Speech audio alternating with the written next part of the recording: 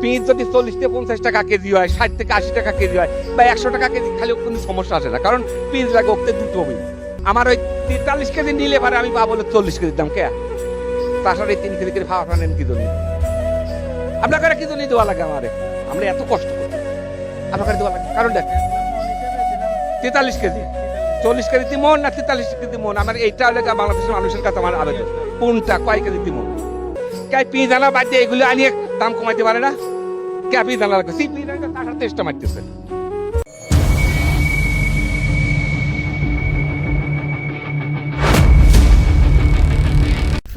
সব থেকে দুঃখজনক এবং কষ্টদায়ক ঘটনা হলো এই সময়ে ভরা মৌসুমে পেঁয়াজ বাইরে থেকে আমদানি করা হচ্ছে, যার ফলে বাংলাদেশের পেঁয়াজের বাজারটা এখন অনেকটাই কম।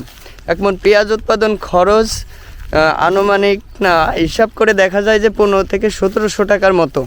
তো সেই পেঁয়াজের দাম বাজারে এখন পাওয়া যাচ্ছে 1100 টাকা, 1000 টাকা, 800-900 টাকা থেকে শুরু। তো এমতো অবস্থায় পেঁয়াজের পূর্ণ দাম না পেলে কৃষকের আবারও ক্ষতির সম্মুখীন হবে এবং কৃষকের মাথায় হাত।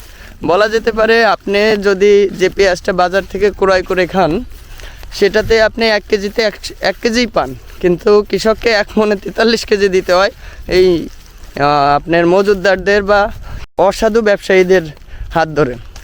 তো এই অসাধু ব্যবসায়ীরাও কৃষকের উপর অত্যাচার করে চলছে।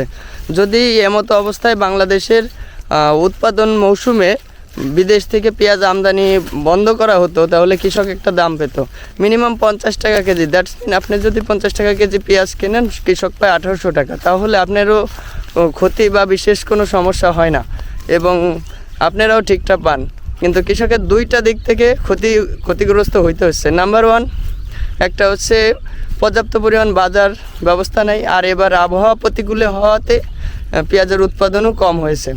এই পেঁয়াজগুলো একটা জমির সেরা পেঁয়াজ বলা যেতে পারে। পেঁয়াজগুলো অনেক সুন্দর হয়েছে, বেছে এনেছি। তো আপনি বা আমরা যারা পেঁয়াজ ক্রয় করে খাই তারা কখনোই 1 কেজিতে 1 কেজির বেশি পায় না, কিন্তু কৃষকের 1 কেজিতে 1 কেজির অধিক বেশি পরিমাণ পেঁয়াজ দিতে হয়। তো বাংলাদেশের অর্থনীতিকে চাঙ্গা করতে কৃষক এবং রেমিটেন্স এই দুটা যেমন ওতপ্রোতভাবে জড়িত এবং বাংলাদেশের খাদ্য স্বয়ংসম্পন্ন করতে কৃষকের ভূমিকা অপরিসীম। কৃষককে যদি আপনি রক্ষা না করেন, কৃষকের পক্ষে যদি কাজ না করেন, যদি আপনি কৃষককে তার পর্যাপ্ত মূল্য না দেন, কৃষক ক্রমান্বয়ে হারিয়ে যাবে।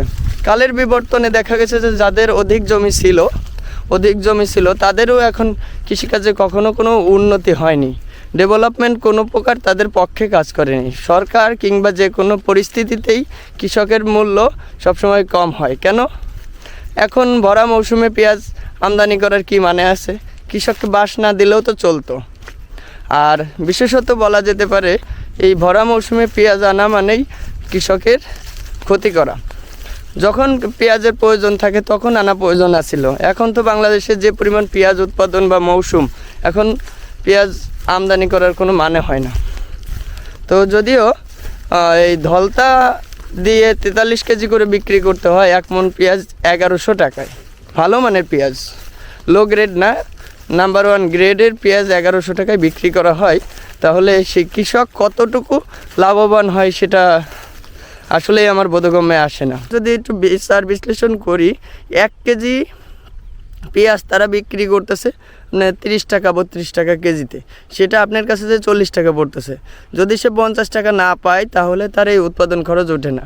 আবার 1 মণ পেঁয়াজ বাজারে নিয়ে গেলে পরে 43 কেজি পেঁয়াজ দিয়ে তাদের বিক্রি করতে হয়, অর্থাৎ 1 মণ সমান 43 কেজি। এটা কৃষকের কাছে তারা যুক্তি দেখায় কি কাঁচামাল।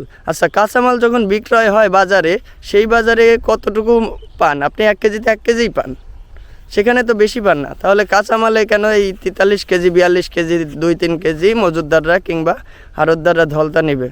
যদি এই ভিডিওটা আপনাদের কাছে যুক্তিসঙ্গত মনে হয়, যদি ভালো লাগে এবং কৃষককে পছন্দ করেন, সে মতো অবস্থায় আপনাদেরকে একটা কথাই বলবো, আমার চ্যানেলটাকে সাবস্ক্রাইব করবেন, লাইক কমেন্ট এবং যে কোনো ধরনের মন্তব্য থাকলে বা কোনো তথ্য সংশোধন বিয়োজনের জন্য আমার ওখানে কমেন্টস বক্স খোলা আছে।